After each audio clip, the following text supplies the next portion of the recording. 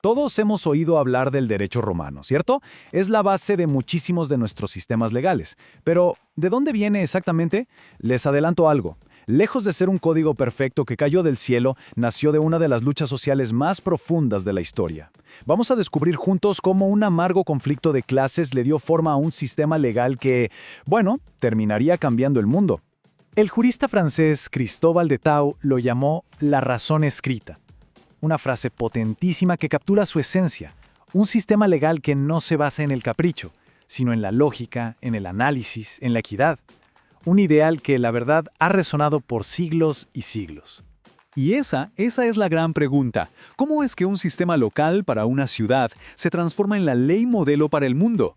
La respuesta no la vamos a encontrar en la calma de una biblioteca, sino en el clamor de una sociedad dividida, en la lucha de un pueblo entero por la justicia.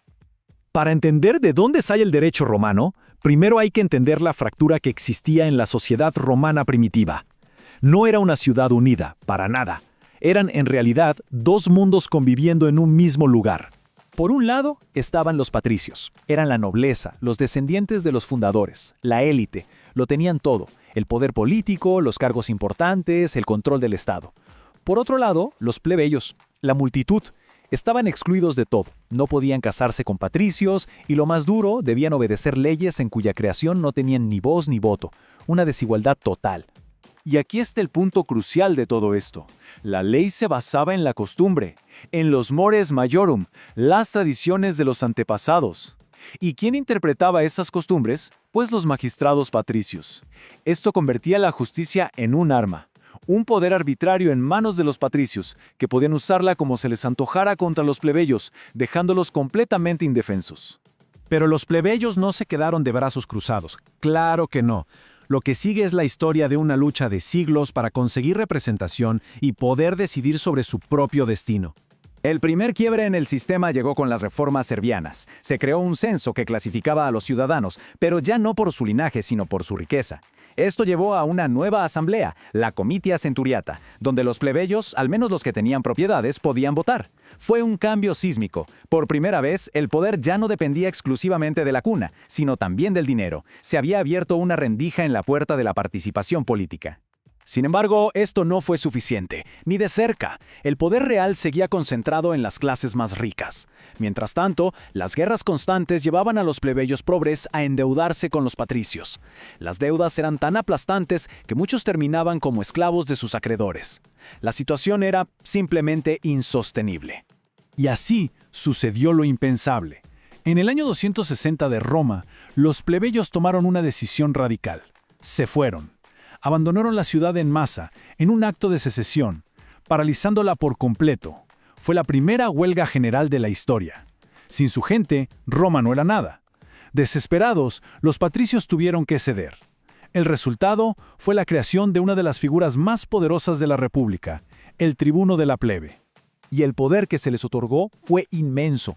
Los tribunos eran inviolables, su persona era sagrada, y tenían el veto, la autoridad para decir prohíbo a las decisiones de los cónsules y del Senado. Eran un escudo, la voz del pueblo en el corazón mismo del poder patricio.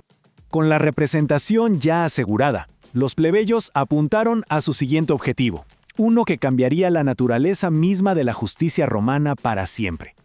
Su demanda era simple pero a la vez revolucionaria.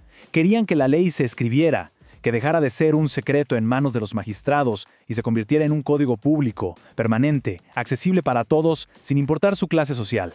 Después de 10 años de resistencia patricia, su demanda se hizo realidad, en la forma de un número: 12.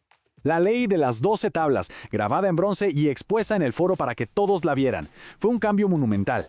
La ley ya no era un secreto, era pública, y se aplicaba a todos por igual. Esta fue la verdadera fundación de Roma como un Estado de derecho, la fuente de la que, según los propios romanos, brotaría todo su sistema legal. Pero la historia no termina aquí. La ley de las 12 tablas fue el gran punto de inflexión, sí, pero todavía quedaban barreras por derribar en ese camino hacia la plena igualdad. La lucha continuó, derribando las barreras que quedaban una por una. Primero, la Lex Canuleia permitió el matrimonio entre clases, uniendo finalmente a los dos órdenes. Luego, los plebeyos conquistaron el acceso al consulado, el cargo más alto del Estado. Y finalmente, llegó la victoria decisiva. A ver, recordemos que los plebeyos tenían su propia asamblea, donde votaban resoluciones llamadas plebiscitos. Al principio estas solo los obligaban a ellos. Pero la Lex Hortensia cambió todo. Decretó que los plebiscitos aprobados por la Asamblea Plebeya eran ahora leyes obligatorias para todos los ciudadanos de Roma, incluyendo los patricios.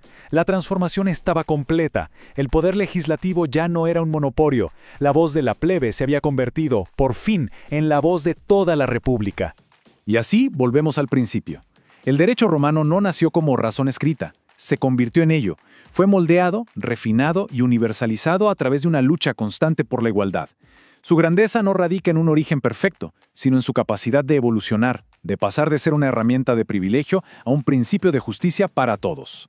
Así que, al final, la historia de Roma nos deja una pregunta fundamental. ¿Puede la verdadera justicia nacer de la armonía o es el conflicto su verdadero origen?